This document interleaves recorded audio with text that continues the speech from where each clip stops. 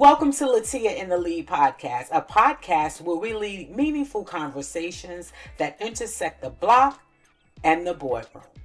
From pop culture to politics through ethical entrepreneurship, we are laying the groundwork for unity in our community. We're glad you're here. Enjoy the conversation. Good evening. Welcome to LAH-TEE-YAH in the Lead podcast. My name is LAH-TEE-YAH and I'm your host. Thank you so much for joining me for another episode, guys. I am so excited at how we are growing. This is episode 16 and we are moving right along. I am blessed to be with you. Thank you so much for joining me again. You don't have to be here, but you are, and I appreciate you. Y'all, it is a lot going on all over the world. I think today's show is going to be a long one because we have so much to talk about. So without further ado, let's get into it. We're talking current events. So the United Nations passed a resolution led by Ghana. In this resolution, they recognized the transatlantic slave trade and the chattel slavery of Africans as the gravest crime against humanity. For the first time ever, there is consensus that chattel slavery, which is the ownership of a person, was the gravest crime against humanity. But hold on, because not all nations voted in favor. There were 3 nations in the world that did not vote in favor of something that we should all have a consensus on. And that was the atrocity of the transatlantic slave trade. The vote was 123-3. 123 nations agreed that the transatlantic slave trade and chattel slavery of Africans was an abomination, except 3 nations. Can you guess what 3 nations? The United States of America, Israel, and Argentina. To this day, they cannot and will not recognize the transatlantic slave trade as an abomination. That is very consistent with this administration, because this administration, when you hear them talk about the golden age, those are the times that they're talking about. If they had it their way, we would be back in those times. And I think that it is deplorable that in 2026, this country is unwilling. The level of indecency is unwilling to just acknowledge how horrific the transatlantic slave trade was.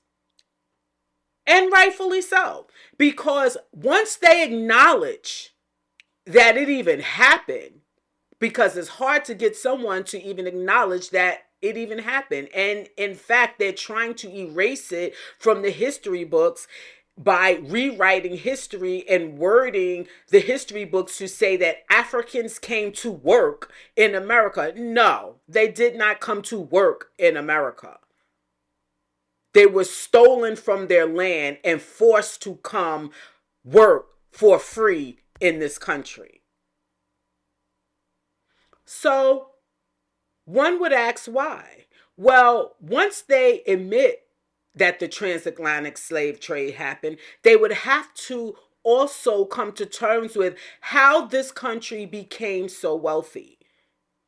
This country became wealthy from the 400 years of free labor from all different kinds of people. Yes, Africans was brought over on the ships, but there were many other slaves. If not for the labor of those people, this country is not this country.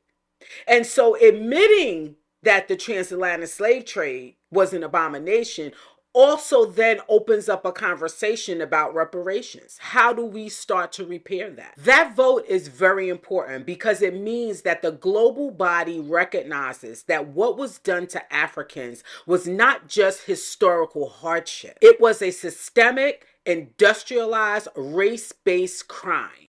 that has reshaped the world through violence, economics, and laws. This is historic to get on record because opening up this conversation now allows us to talk about how do we repair this? What does reparations look like in 2026? This is the first on the world stage. I am encouraged by the fact that the conversation is being had at that level. At the same time, it is baffling to me how the United States of America is in 2026 on record for not agreeing that the transatlantic slave trade and the chattel slavery of Africans was wrong. This should tell you how this country still to this day feels about Black people. And so as a Black American, it's important that you move through this country with that knowledge. I appreciate Ghana for leading the way to open up the door for even having such conversation. And I'm following the United Nations to see where this goes. I would be remiss if we didn't have a war report. As of today makes the 40th day that the United States of America, with its sidekick Israel, is at war with Iran. As of last night at 8 o'clock, Donald Trump had given an ultimatum to Iran that either they make a deal or he was going to blow the country off the map. Apparently, overnight, a deal was made. However, what is baffling is that it looks to me that Iran now is in a better position than they were before. Now, we have to keep in mind that Donald Trump is notorious for putting out a doomsday date and that date coming and going with nothing having happened. Okay. Last night, at some point, I guess a deal was struck, so there would be a temporary 2-week ceasefire based on these 10 points that Iran produced. Mind you, these are the same 10 points that they were at the negotiation table with before the war. So what actually was gained? Well, under this 2-week ceasefire, Iran is instructed to allow ships to pass through the Strait of Hormuz. However, Iran doesn't own the Strait of Hormuz, and this actually puts them in position as if they did, because now Iran is charging like a toll for ships to pass through the Strait of Hormuz when prior to this war, ships have been passing through the Strait of Hormuz freely. So now Iran owns the Strait of Hormuz. This is crazy. And Donald Trump seriously is just looking for an off-ramp. He's looking for an off-ramp. He is looking for an off-ramp. He has become a president of war. However, the only problem is Iran is like, we're here now. We're here now. We didn't want this, but you wanted this, and so we're here now. So it's not going to be as easy as the United States of America thought it was going to be. They thought they was going to get in, they was going to drop a couple of bombs, Iran was going to fold, and they was going to come crawling and say, we waved the white flag. But that is not what's happening. Iran is like, yeah, we bout it. We're here now and let's go. So we'll see what happens within the 2 weeks. But of course, Israel popped in and said, Israel jumped in and said, hey, that ceasefire don't include us. We're going to still do this little bit of firing over here. It is disastrous. However, we will see how this plays out. I don't see it playing out well, although I am happy that this does give a pause. So our troops doesn't have to go actually into Iran, boots on the ground. So that is a good thing. We will see what happens. So in more abomination administration happenings, Kristi Noem, remember her, the former Secretary of Defense, the one who spent the last 15 months spearheading immigration and deploying ICE agents all over America to terrorize Americans, the one who also spent $220 million of taxpayer money to fund what was equivalent of a photo shoot for herself as an advertising campaign, her. Well, the same person who has been all over our television screen touting Christian values and calling for the persecution of anyone who wasn't a Christian and anyone who wasn't a white Christian. Well, she now has a choice to make because her husband, Brian Nome, has been outed as a cross-dressing, big boob, Barbie fetish having man. And his picture is all over the internet with big breasts. So what's so ironic, the hypocrisy of these people. Number one, she knew. You can't tell me she didn't know. You know your husband is a cross-dresser. You know that. Something as a woman is cluing you to the fact that your husband is a cross-dresser. So she knew that. Let's just say that. It is the hypocrisy that really makes them deplorable. Republicans are notorious for being the biggest freaks and the biggest closeted gays that there are. Yet at the same time, advocating for, yet at the same time, demonizing people in the LGBTQAI plus community, calling for stripping them of their rights, demoralizing them, making them equivalent to non-citizens. It's these same people. It's these same people who are, in fact, themselves part of that community. Behind closed doors, many of these people are in that community. Yet they will stand up in the Senate, stand up in Congress, pass laws specifically against the rights of this very group. According to their rhetoric, people in the LGBTQ plus AI community should be without food, should be without clothing, should be without shelter, should be without all the basic needs of human beings. So what do you think Kristi Noem is saying now? I wonder if she thinks that her husband needs to now be casted out and flogged for being who he is. Oddly enough, the Republican Party has been dead silent. Dead silent. Nothing. Let's stay in this administration for a minute because the Attorney General, Pam Bondi, was just fired. This is the thing that white women don't understand. You are always going to be the fall girl. If I can do a PSA for white women, I would say this. You all are very dispensable. And that is why a lot of times you are placed in these positions. Because when something goes wrong, they can easily kick you out, replace you with a man, and then claim the man saved the day. Pam Bondi, who never told Trump no, was fired.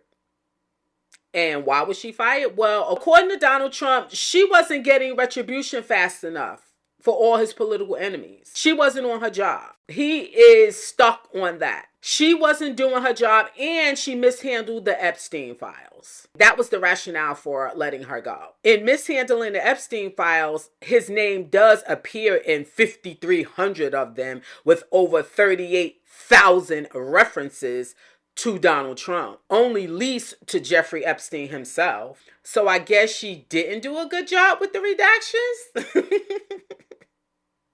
I don't know.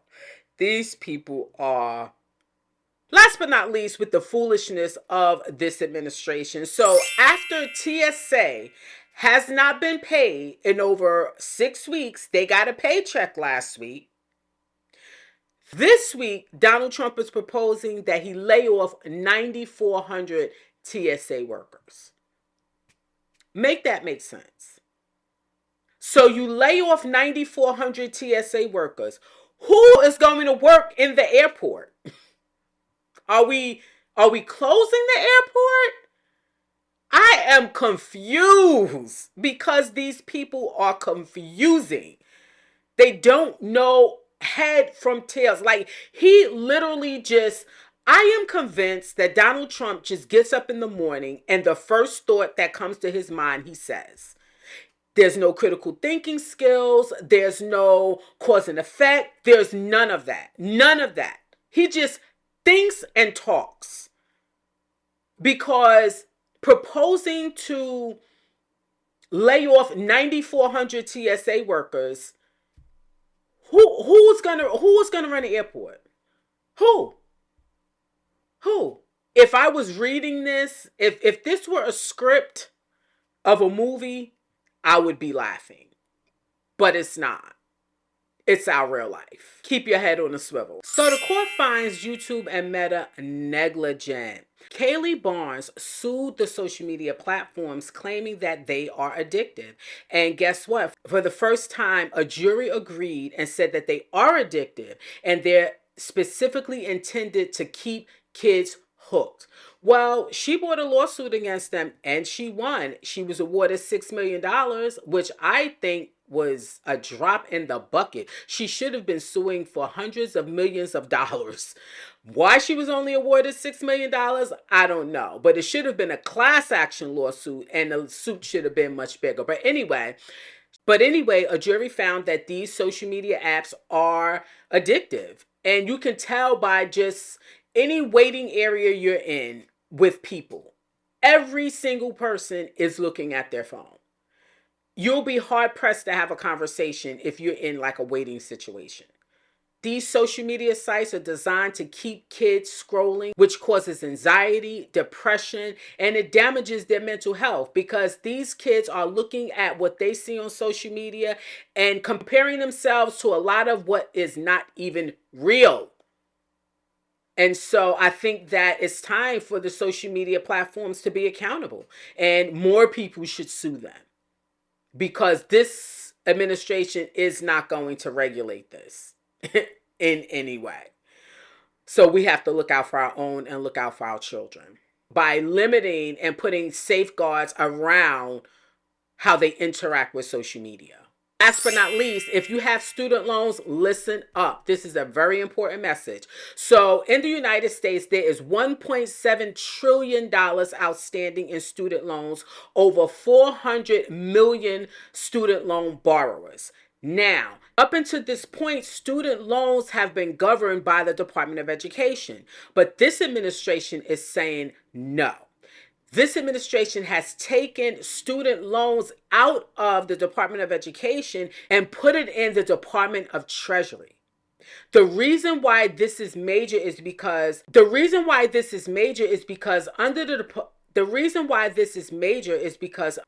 Department of Education, they were always willing to work with you with your student loans. Guess what? Transferring the student loans to the Department of Treasury is a different beast because the Department of Treasury is the collection agency for the federal government. And their job is to enforce. And they are going after everybody that's in default first, and they are going to be garnishing your checks. So if you have an outstanding student loan that is in default, and you get any kind of check, a paycheck, any kind of paper money you get, I would be calling the Department of Education before all of this is finalized and getting on some type of payment plan, or they're going to garnish your check.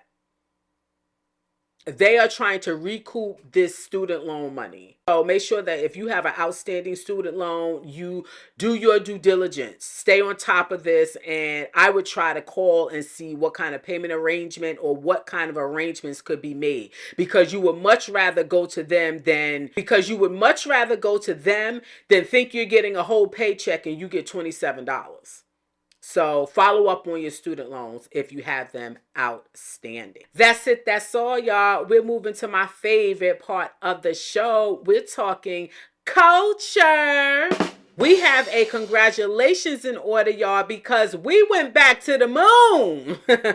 And a brother by the name of Victor Glover piloting the aircraft. Victor Glover is an American naval officer, test pilot, and NASA astronaut since 2013. He piloted the ship, the Artemis II, that has now surpassed the record of the Apollo 13 and having gone the furthest from the Earth. I love this for us. This is what makes us so dope because we do things at the highest level across all industries. And no matter how much They try. You cannot stop us. So in the United States, 24 astronauts have gone to the moon. 12 of them have actually walked on the moon, and 15 to 18 of them have been black. So we want to say congratulations to Victor Glover. We haven't been to the moon in over 50 years, so this is exciting. I know there are people out there who don't think we ever went to the moon. I'm not a conspiracy theorist. I believe that we have gone to the moon, and I believe that we have gone to the moon again. In fact, they went with high-def cameras because the photos are beautiful. Now, do I want to go to the moon? No, I don't want to go to the moon. The Elon Musk types, they want to go to the moon because they want to find a way to colonize it. I don't want to go to the moon. I'm good here. Y'all can go up there. But congratulations to Victor Glover. And I think they're scheduled to come back today. So prayerfully, they land back on Earth safely. And congratulations, brother. But we going to the moon. Moving right along, right off the heels of that amazing story where a brother actually piloted the aircraft that took us to the moon, we are brought back down to earth to remind us of what this country is really about. So a judge in Kentucky dropped all the charges against the officers who killed Breonna Taylor, unfortunately. So not only was no one charged in this young woman's murder, not even of the least charge of a misdemeanor for falsifying information on a warrant that even gained them access into her apartment. Despite having lied to falsify information on the warrant to even get the warrant, they forcibly raid her home, violate her civil rights, and murder her. Mind you, one of the officers were only charged with shooting in a neighbor's home, not even shooting in Breonna's home. So, on both ends of the spectrum, yes, we are going to the moon, but we are also still under the oppression of this racist judicial system. And that is unfortunate. I feel really badly for Breonna's family because her life was taken for absolutely nothing. And no one had to pay for it. And that, unfortunately, is all too common in the United States. Moving right along, Tiger Woods, famous pro golfer, self-identified Cablinasian. Remember when he said that on Oprah? He didn't want to say he was black, so he made up something else. Anyway, he got another DUI. Listen, there is a certain level of privilege that people have with money that is just unjustified. This man has had multiple DUIs. He has wrecked multiple times. Anybody else, you wouldn't have had any license at this point. He's had like 4, if I'm not mistaken. 2009, 2017, 2021, 2026. And he had the audacity to say when he was being questioned, oh, I'm on the phone with the president. He's a Trumper.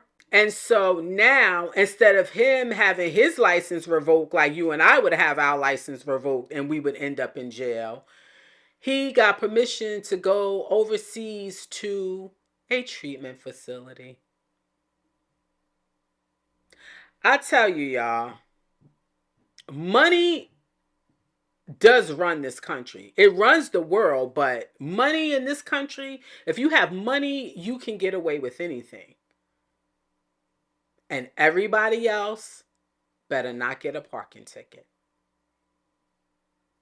And that is the imbalance of capitalism that makes this whole system disgusting.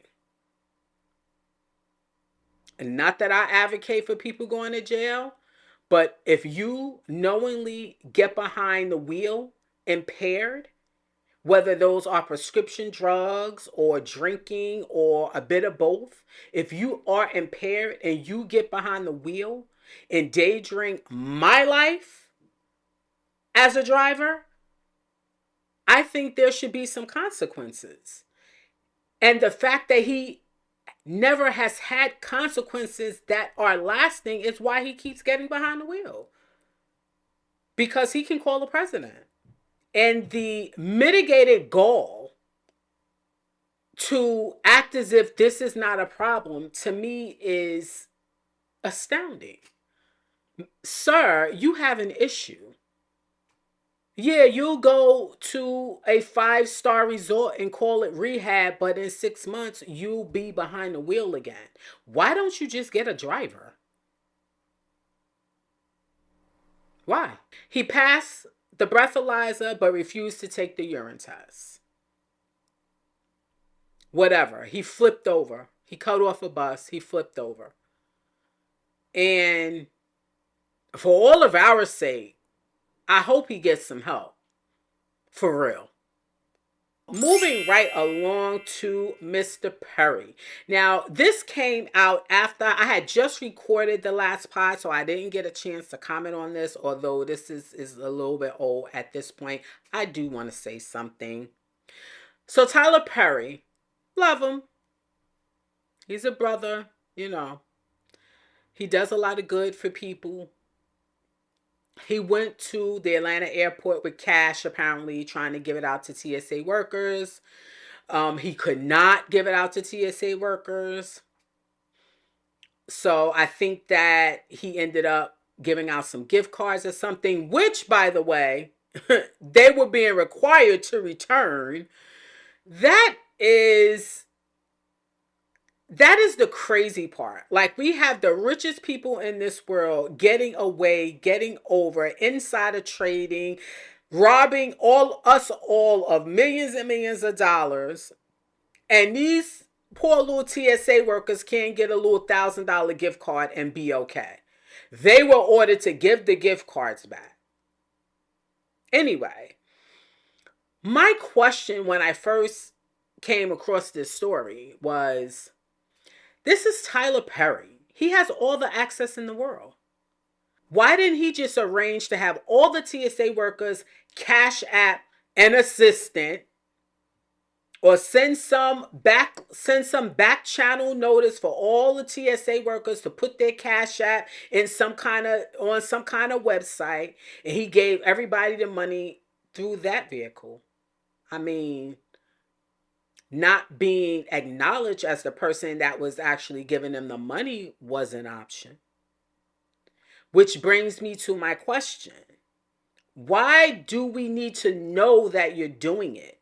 Like, he always does. He does these kind of things all the time, but why do we have to know? God knows. Why do we have to know? Why is big old 6-foot Tyler Perry walking into the airport with wads of cash?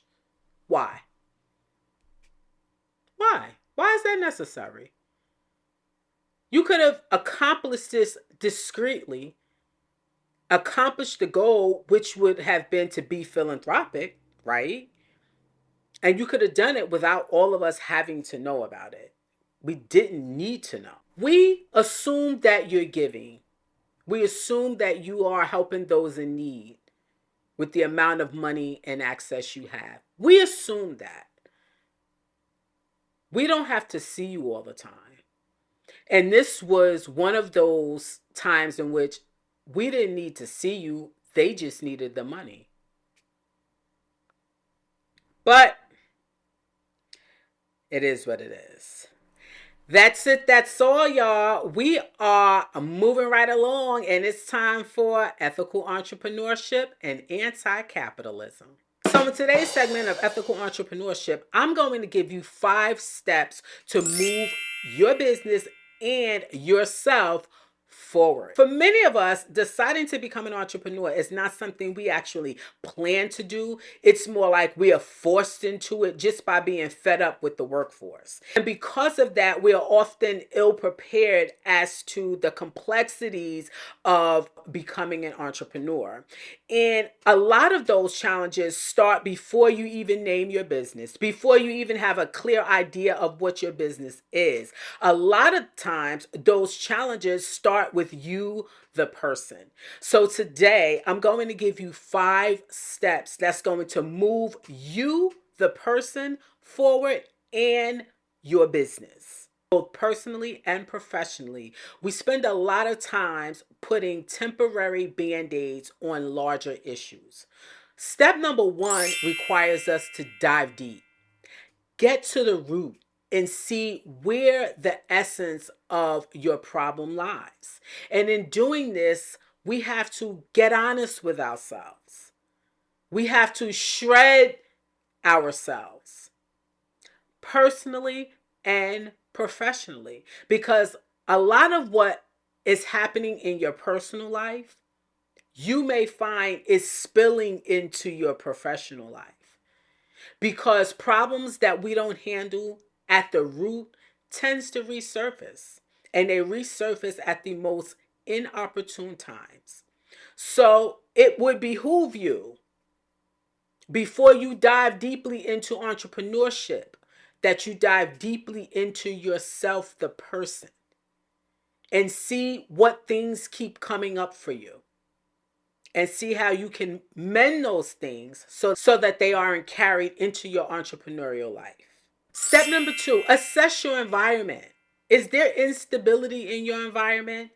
It's hard to keep your mind as focused as you need to be as an entrepreneur if there's just chaos all around you. So you need to assess your environment. Good, bad, and different. What's going on around you? Is it stable? Is it a healthy environment? Is it conducive to you thinking clearly? Or is it always up at arms? Is your environment supportive of you, the person? Is it supportive of your entrepreneurial endeavors? What does it look like? What needs to be changed? What can you change? What part of the environment is not under your control? And if it's not under your control, how can you manage that part? So assessing your environment to determine, is it a healthy space for you to be the best version of yourself and thus the best version of an entrepreneur? Is it conducive to where you're trying to go and who you want to be? Is the question for you to ask yourself. Step number 3, take self-inventory. And self-inventory is not like the deep dive, in that when you're taking self-inventory, you are identifying within your immediate circle your supporters, your triggers, and your enablers. Because it's going to be important when we get to this next step. It's important to take inventory and know who's in your life. Because sometimes God will put you on a journey that doesn't include everyone. So before you get to the point where you're in process of achieving your thing, you want to make sure that you have the right people in and around you. And those people, whether they are a distraction or they are a supporter, they become very important in this next step. Step number 4, target out your transitional team. Who are you connected to? What resources do you have? What resources do they have? Do they have money? Do they have skill? Do they have intellect? Do they have insight? Connections? You're going to need to put together in your mind and on paper a transitional team. This is a team of people that can help you in this transition from employee to employer. There's a shift in mindset that has to happen. Employees and employers don't think the same because their interests aren't the same. So you're going to need to understand who you have that you can use as a resource, because you're going to need them in this process. Step number 5, choose change. Change only happens when you get out of your own way, personally and professionally. A lot of times we are our greatest barriers, whether it's fear, lack of resources, lack of imagination, lack of self-worth, lack of confidence. We are our greatest barrier. But you can choose change. And in choosing change, you bet on yourself. Despite your deficiencies, you choose to add value to what you have available to you, personally and professionally. Choose change. And through change, you can get to the next level. That's it. That's all. A lot of the things that I'm going to talk about in the entrepreneurial section is going to be dual focus. Focus on you, the person, and you, the entrepreneur. That's one of the things that we do in the Worthy Women's Entrepreneurial Seminar Series. We focus on the woman and her business, because you can't separate the two. And as a woman, we have a lot of roles. And it's very important that as you enter into entrepreneurship, you understand and have a grasp on how to navigate those roles. Because you don't get to drop any because you're picking up a new one. You have to learn the art of navigating them all.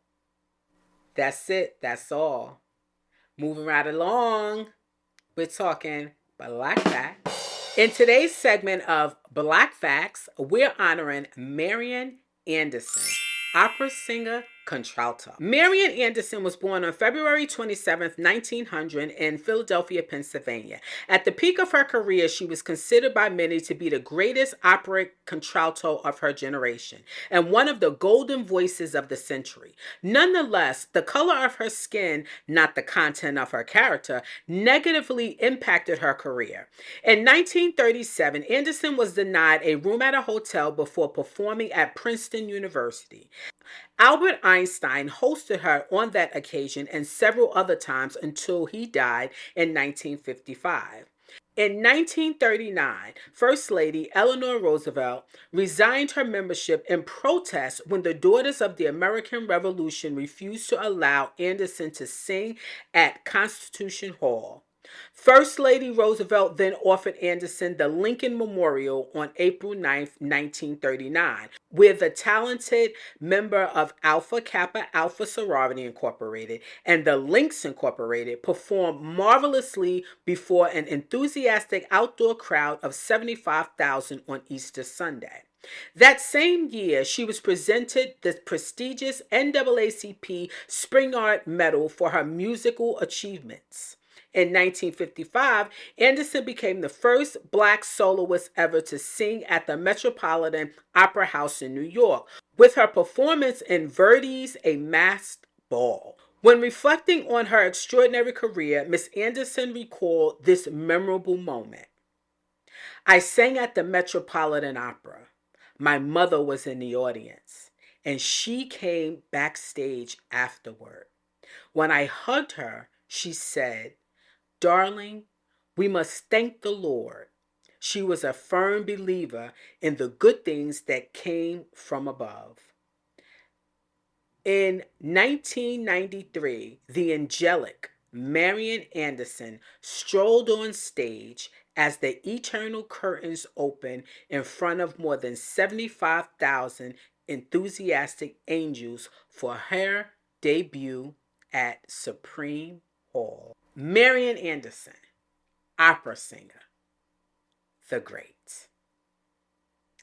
Our Black Facts are brought to you by the Black Heritage app. While this is not an ad, we support the Black Heritage app because the Black Heritage app provides Black facts for every day of the year. I encourage you to download the app. The app is free because we need to know our history. In a time where our history is being erased, the Black Heritage app is doing the work. So support the Black Heritage app.